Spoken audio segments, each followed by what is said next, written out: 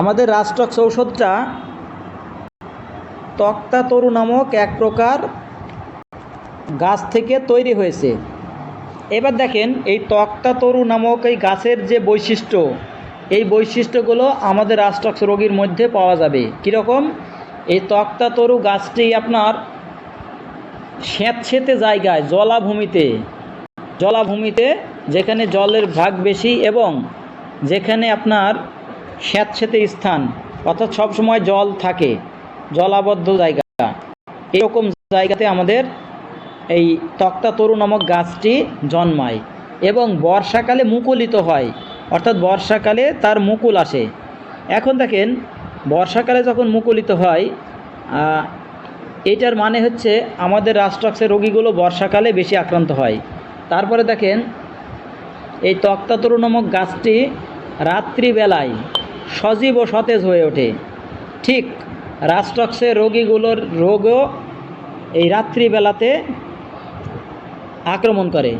তাহলে তক্তা তরু গাছটি যেমন রাত্রিবেলায় সজীব ও সতেজ হয়ে ওঠে, এই রাস্টক্সের রোগীগুলোর রোগও রাত্রিবেলাতে আক্রমণ করে বেশি। অর্থাৎ তক্তা তরু গাছটি রাত্রিবেলায় যেমন সজীব ও সতেজ হয়ে ওঠে, রাস্টক্সের রোগীর রোগগুলোও রাত্রিবেলায় সজীব ও সতেজ হয়ে ওঠে।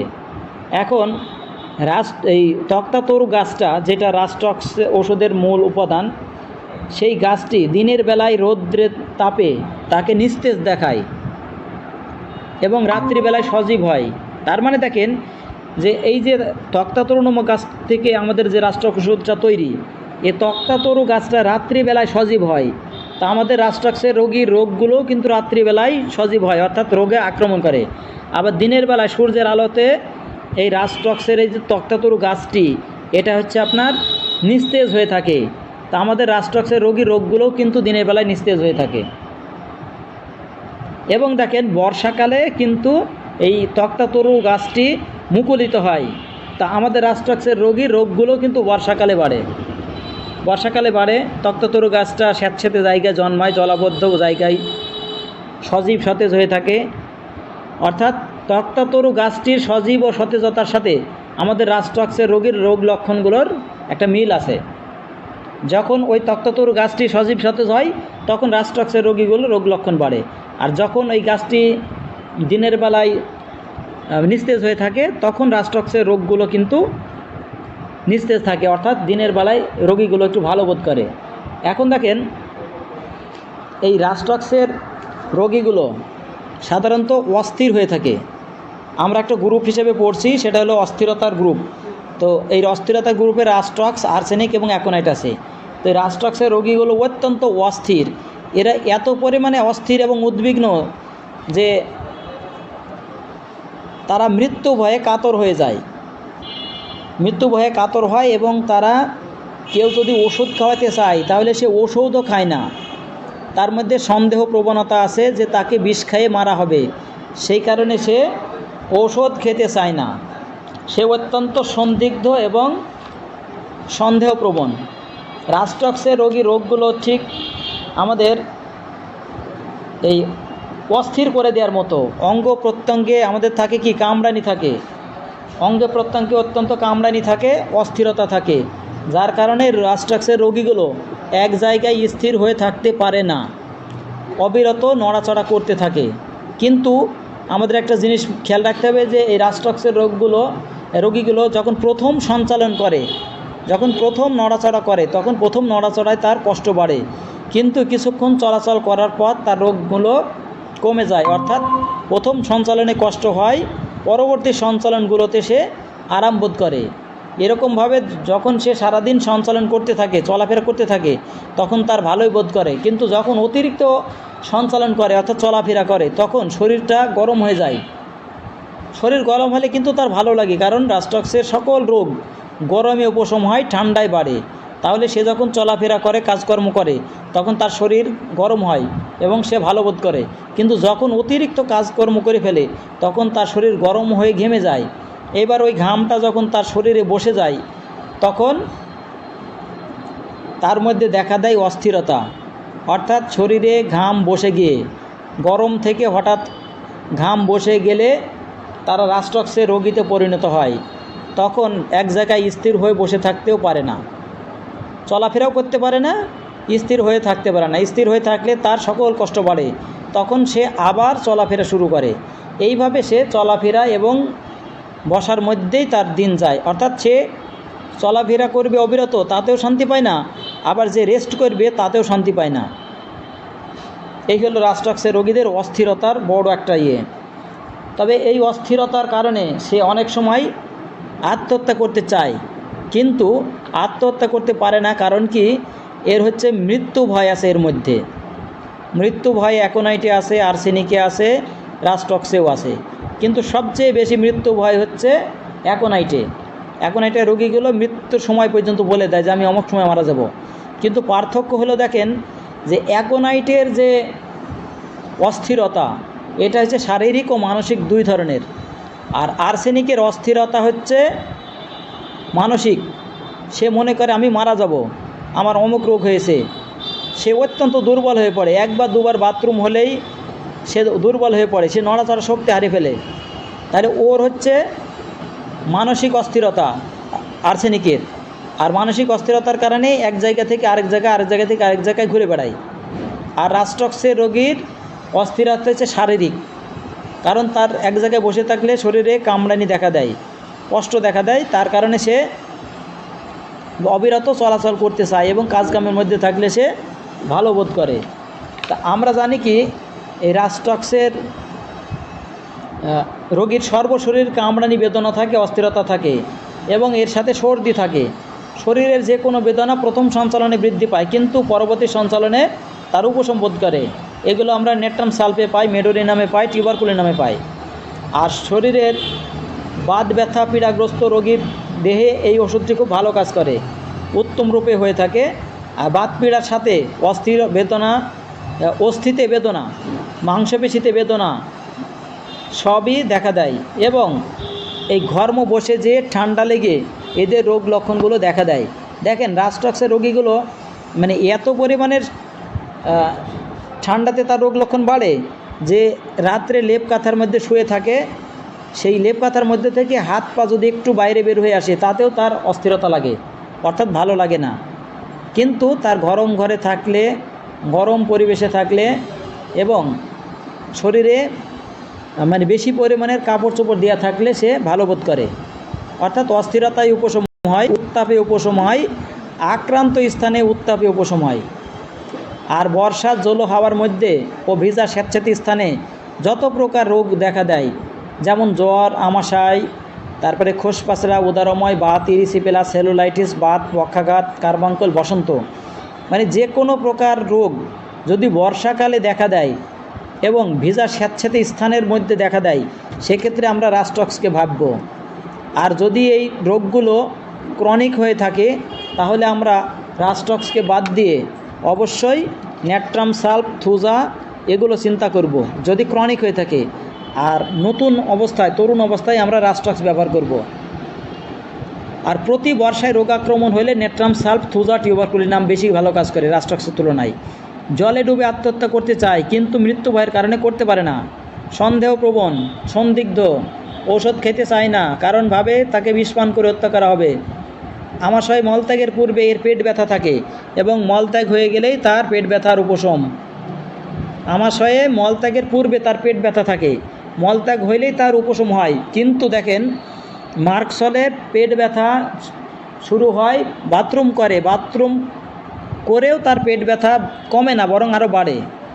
অর্থাৎ পায়খানা করার পর মার্কসলের, আমাশাতে, কিন্তু আমাশয়ের কথা বলছি, আমাশয় রোগে মার্কসলের পেট বেদনা আরও বাড়ে, বাথরুমের পরে তার পেট বেদনা আরও বাড়ে। কিন্তু রাস্টক্সের পায়খানা হওয়া মাত্র তার পেটের বেদনা চলে যায়।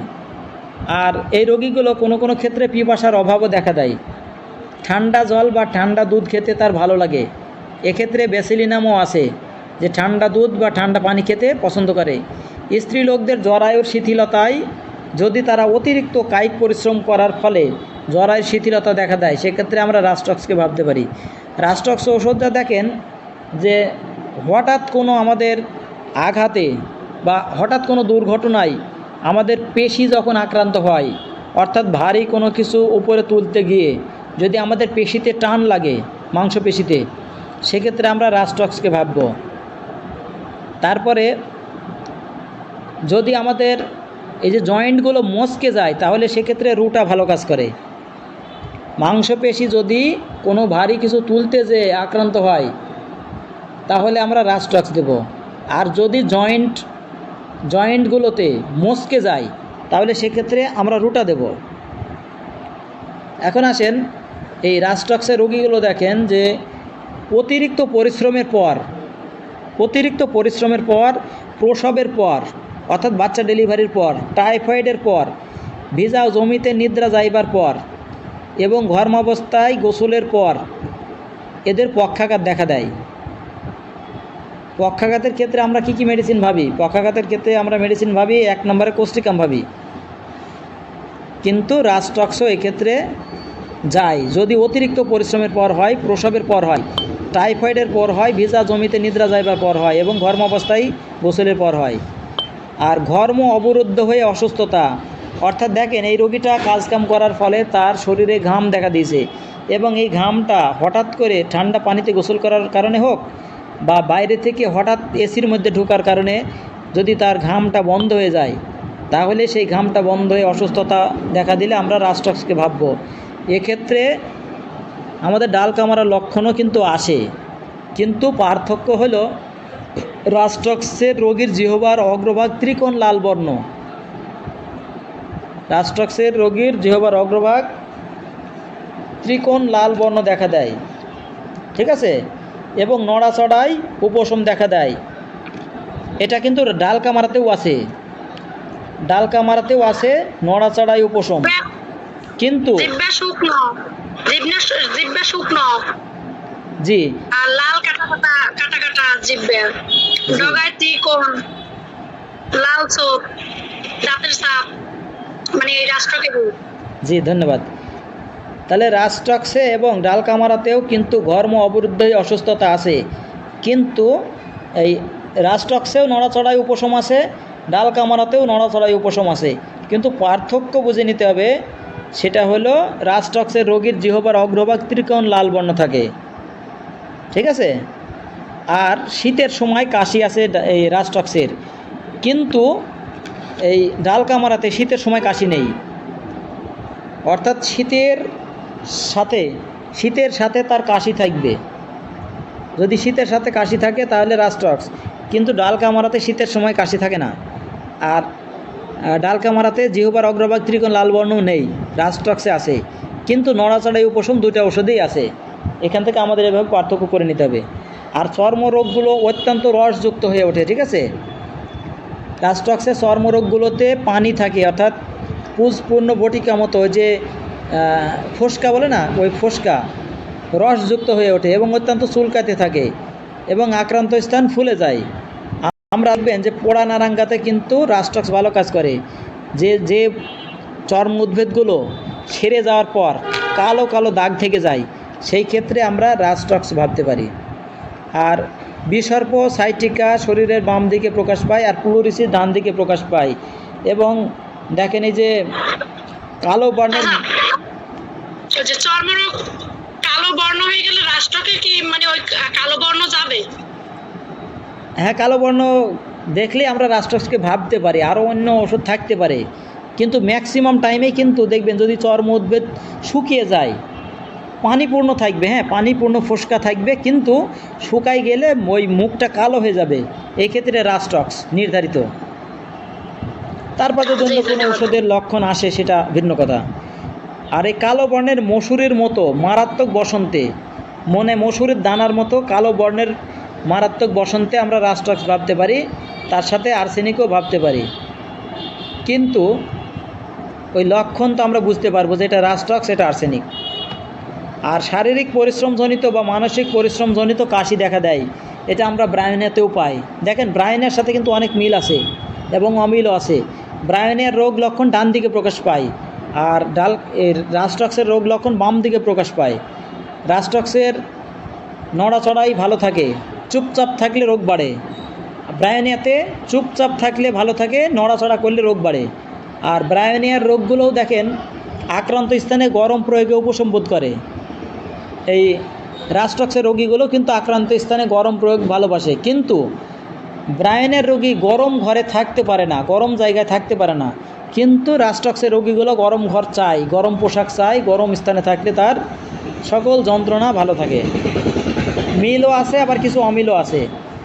যেমন ব্রায়োনিয়াতে কোষ্ঠবদ্ধতা নির্দিষ্ট, কিন্তু এই রাস্টক্সে উদারময় নির্দিষ্ট, অর্থাৎ উদারময় বেশি হয় রাস্টক্সে। আর ব্রায়োনিয়াতে আমরা দেখি কোষ্ঠকাঠিন্য বেশি। এখন দেখেন, ব্রায়োনিয়া রোগীগুলো চুপচাপ পড়ে থাকলে ভালো লাগে, কিন্তু রাস্টক্সের রোগীগুলো অস্থির হয় শুয়ে শুয়ে, তখন এরকম বলে, বাবা গো মা গো টিপে দাও গো, আমি আর বাঁচবো না গো, মরে গেলাম গো, বাবা গো মা গো। এই যে কথাগুলো বলে, এই কথা বলতে বলতে কিন্তু তার ভালো লাগে, অর্থাৎ তার এই যে মানসিক অস্থিরতা এবং শারীরিক অস্থিরতা কথা বলার মাধ্যমে কিছুটা কম হয়, তার ভালো লাগে। আর মহিলারা যখন গর্ভবতী অবস্থায় জলের কলসি নিয়ে যেতে থাকে অথবা ভারী কোনো কিছু নিয়ে যখন চলাফেরা করে, তখন যদি তার পেশিতে টান লাগে, শরীরে টান লেগে যদি গর্ভপাতের উপক্রম হয়, সেক্ষেত্রে আমরা রাস্টক্স ব্যবহার করতে পারি। তবে আগে আর্নিকা দিতে হবে। যে কোনো রোগেই কিন্তু যদি সেটা আকস্মিক দুর্ঘটনাজনিত হয়, আঘাতে হয়, সেক্ষেত্রে আর্নিকা দেব। আর্নিকা দেওয়ার পর আর্নিকাতে সম্পূর্ণ না গেলে আমরা রাস্টক্স দেব সকল ক্ষেত্রেই। যখন আঘাতজনিত হবে কোনো কিছু, হঠাৎ আঘাতজনিত কোনো কিছু হলো, সেক্ষেত্রে আগেই আর্নিকা দেব। আর্নিকাতে যদি সম্পূর্ণ না সারে, সেক্ষেত্রে রাস্টক্স দেব। তবে আর্নিকায় সুফল পাওয়া গেলে আর রাস্টক্স দেওয়ার প্রয়োজন নেই। আর ঠান্ডা জলে, আগেই বলছি যে ঠান্ডা পানিতে গোসল করার ফলে যদি পক্ষাঘাত দেখা দেয়, সেক্ষেত্রে আমরা রাস্টক্সকে চিন্তা করতে পারি। আর রাস্টক্সের পূর্বে এবং পরে এপিস ব্যবহার করা উচিত না। পুরাতন রোগে রাস্টক্সের পর অনেক সময় মেডোরিনাম আসে এবং টিউবারকুলিনাম বেশ উপকারে আসে। ক্যালকেরিয়া কার্বো ইয়ার প্রতিষেধক, তার মানে রাস্টক্সের পরে বা পূর্বে এপিস দেওয়া যায় না এবং ক্যালকেরিয়া কার্বো দেওয়া যায় না। তবে রাস্টক্সের পরে মেডোরিনাম এবং টিউবারকুলিনাম ভালো খাটে। ওই আব্দুস সামাদ খানের হোমিওপ্যাথিক পারাবার বইটাতে আমি পেলাম যে বর্তমান সমাজের মানুষ এখন বিভিন্ন মায়াজমের মধ্যে আছে, অর্থাৎ একটা সিঙ্গেল কোনো মায়াজম পাওয়া যায় না, সবার মধ্যে সোরাসিবিলিস, সাইকোসিস অথবা টিউবারকুলার মায়াজম সব জড়িত থাকে। যে কারণে বর্তমান মানুষের চিকিৎসা করতে গেলে আপনাকে অবশ্যই টিউবারকুলিনাম ওষুধ, মানে রোগের শেষ অবস্থায় যখন রোগী সুস্থতার দিকে আসবে, তখন রোগের সে ফাইনাল স্পর্শে, অর্থাৎ ফাইনাল টাচ যখন হবে রোগীর, তখন একমাত্রা টিউবারকুলিনাম দিতে হবে। তাহলে কি হবে, এই রোগটা স্থায়ীভাবে নির্মূল হবে এবং এই রোগ আর ফিরে আসবে না, আর আসলেও খুব অনেক পরে আসবে। তো দেখেন, এই আমরা যাদের বাত ব্যথা থাকে, অত্যন্ত বাত ব্যথা, বংশগত বাত ব্যথা থাকে, বাত ব্যথায় তারা পঙ্গু হয়ে যায়, চলাফেরা করতে পারে না, তবে কিছুক্ষণ হাঁটাহাঁটি চলাচল করার পর বেশ সুস্থতায় ফিরে আসে। সেক্ষেত্রে আমরা কয়েক মাত্রা রাস্টক্স দেব। দেওয়ার পর আমরা যদি দেখি যে এই রোগটা ক্রনিক মতো অনেক দিনের, তখন আমরা রাস্টক্সের পর মেডোরিনাম দেব। রাস্টক্সের পর মেডোরিনাম 1 ml দেব, রাস্টক্স 200 দেব, আর মেডোরিনাম 1 ml দেব। দেখবেন রাস্টক্সের যদি এই রোগটা বারবার ফিরে আসার সম্ভাবনা থাকে, সেক্ষেত্রে মেডোরিনাম দেবেন, বাস রোগীটা দ্রুত আরাম পাবে এবং তার রোগগুলো ফিরে আসার সম্ভাবনা কম থাকবে। আর রাস্টক্সের চর্মরোগ, বিভিন্ন ধরনের কিন্তু বাতের ব্যথা আছে রাস্টক্সে, কামড়ানি, খামচানি, টেনে ধরা, ছিঁড়ে ফেলা, সব ধরনের বাত ব্যথায় আমরা রাস্টক্সকে চিন্তা করতে পারি, যদি সেটা ঠান্ডায় বাড়ে এবং গরমে উপসম্বোধ করে। সকল কষ্টই কিন্তু রাস্টক্সের গরমে বা উত্তাপে ভালো থাকে, কিন্তু ঠান্ডায় এবং ভেজা স্যাঁতস্যাঁতে স্থানে বা বৃষ্টির পানিতে ভিজলে এদের রোগ লক্ষণগুলো বৃদ্ধি পায়। তাহলে ঠান্ডা, ভেজা স্যাঁতস্যাঁতে স্থান, তারপরে বৃষ্টির পানি, জল হাওয়া, তারপরে স্যাঁতস্যাঁতে স্থান, এই সমস্ত জায়গায় বাস করার ফলে যদি বাত হোক, পক্ষাঘাত হোক, যে কোনো রোগ হোক, আমরা রাস্টক্সের কথা চিন্তা করতে পারি। এখন দেখেন, এই রাস্টক্সের যে অস্থিরতা, এটা আমি বলেছি যে রাস্টক্সের অস্থিরতা কিন্তু শারীরিক, আর আর্সেনিকের অস্থিরতা মানসিক। আর অ্যাকোনাইটের অস্থিরতা শারীরিক ও মানসিক উভয়ই। রাস্টক্সের রোগীগুলোর পিপাসা কম থাকে, অনেক সময় পিপাসার অভাব দেখা যায়, কিন্তু ব্রায়োনিয়া রোগীর পিপাসা বেশি থাকে, অনেকখানি পরিমাণে পানি একবারে খায়। আর রাস্টক্সে উদারময় বেশি থাকে, আর ব্রায়োনিয়াতে কোষ্ঠকাঠিন্যতা বেশি থাকে। কোষ্ঠকাঠিন্যতা একবারে নির্দিষ্ট। আর রোগীগুলো সব সময় অস্থিরতার সময় বাবা গো মা গো করে চিৎকার করে এবং তার টিপে দিতে বলে। দেখবেন যে অনেক মানুষ আছে সারাদিন বাইরে মোটরসাইকেল চড়ে বিভিন্ন কাজকর্ম করে, কিন্তু রাত্রে এসে বউকে বলে গা টেপো, পা টেপো, হাত টেপো। এইসব রোগীগুলোর ক্ষেত্রে রাস্টক্স, যারা টিপলে আরাম বোধ করে, মাংসপেশি হোক বা হাড়ে হোক, যদি টিপলে আরাম বোধ করে সেক্ষেত্রে আমরা রাস্টক্স দেব এবং রাস্টক্স খুব ভালো কাজ করবে। আর একটা জিনিস মনে রাখবেন, রাস্টক্সের পরে অবশ্যই ব্রায়োনিয়ার লক্ষণ আসবে এবং ব্রায়োনিয়ার পরে রাস্টক্সের লক্ষণ আসবে। তাহলে আপনি একটা নতুন রোগীকে যদি চিকিৎসা করতে যান সেক্ষেত্রে ব্রায়োনিয়া দিবেন, দেওয়ার পর তাকে অবশ্যই রাস্টক্স দেবেন, অথবা রাস্টক্স দেওয়ার পর কয়েক মাত্রা ব্রায়োনিয়া দেবেন, এতে খুব ভালো কাজ করবে। আর রাস্টক্সে যদি আপনার কোনো কাজ সমাধান না করতে পারে সম্পূর্ণভাবে, তাহলে সেক্ষেত্রে ফাইটোলাক্কা দিতে হবে। অ্যালেন কিনোর্সে বলা আছে যে Phytolacca অকুপাইজ the place between রাস্টক্স and Bryonia, মানে রাস্টক্স এবং ব্রায়োনিয়ার মধ্যবর্তী স্থানে ফাইটোলাক্কা কাজ করে। কারণ কি, ফাইটোলাক্কা হচ্ছে আপনার সিফিলিটিক রেমেডি, ফাইটোলাক্কা হলো সিফিলিটিক রেমেডি, আর রাস্টক্স হলো টিউবারকুলার রেমেডি। তো এই ফাইটোলাক্কা দিলে রাস্টক্সের যে অপূর্ণ কাজগুলো থাকে সেই কাজগুলো ফাইটোলাক্কাতে ভালো কাজ করে। আবার ফাইটোলাক্কার পরে অনেক সময় ব্রায়োনিয়া আসে, আবার অনেক সময় রাস্টক্সও আসে। তাহলে এই তিনটা মেডিসিনের মধ্যে একটু যোগসূত্র আছে। এবার খাদ্যদ্রব্যের মধ্যে দেখেন, রাস্টক্সের রোগীগুলো এই দুধ খেতে ভালোবাসে। আজকে যে সোহেল স্যার ক্লাসে বের করলো যে দুধ খেতে পছন্দ করে কে, রাস্টক্স। তবে ঠান্ডা দুধ এবং ঠান্ডা পানি খেতে রাস্টক্স বেশি পছন্দ করে। আর রাস্টক্সের রোগীগুলোর মধ্যে দেখবেন যে টাইফয়েড অথবা সান্নিপাতিক জ্বরে রোগী বিকার অবস্থায় বিছানা খুঁটতে থাকে এবং শূন্যে হাত বাড়ায়, সে মনে হয় যেন কিছু ধরতে চাচ্ছে, বিছানা খুঁটতে থাকে এবং শূন্যে হাত বাড়ায়, বিড়বিড় করে প্রলাপ বকতে থাকে। আর এই রোগীগুলোও কিন্তু রাস্টক্সের এই ব্রায়োনিয়া রোগীর মতো এই মানে প্রলাপে তার ব্যবসায়ের কাজকর্মের কথা বলে, প্রলাপে তার ব্যবসায়ের কাজকর্মের কথা বলে। এবং এই রোগীগুলো কোলে চড়ে বেড়াতে চায়, কোলে চড়ে বেড়াতে চায়, কারণ বেড়ালে তার ভালো লাগে। আর এই রোগীগুলো ক্রমাগত পা নাড়াইতে থাকে, তার মানে সারাক্ষণ পা নাড়াইতে থাকলে তার শরীর কিছুটা গরম হবে, আর গরম হলেই তার ভালো লাগবে। তাহলে রোগীটা গরম ঘরে থাকতে ভালোবাসে, সর্বদা আবৃত থাকতে ভালোবাসে এবং গরম খাদ্য খেতে পছন্দ করে, কিন্তু পানির ক্ষেত্রে, দুধের ক্ষেত্রে ঠান্ডাটা পছন্দ করে। আর বাতাস দূরের কথা, লেপের মধ্যে হাত পা বের হয়ে গেলে তার কষ্ট হয়। আর জ্বরের শীত অবস্থায় কাশি দেখা দেয়, জ্বরের সময় যখন তার মধ্যে শীত শীত ভাব আসে তখন কাশি দেখা দেয়।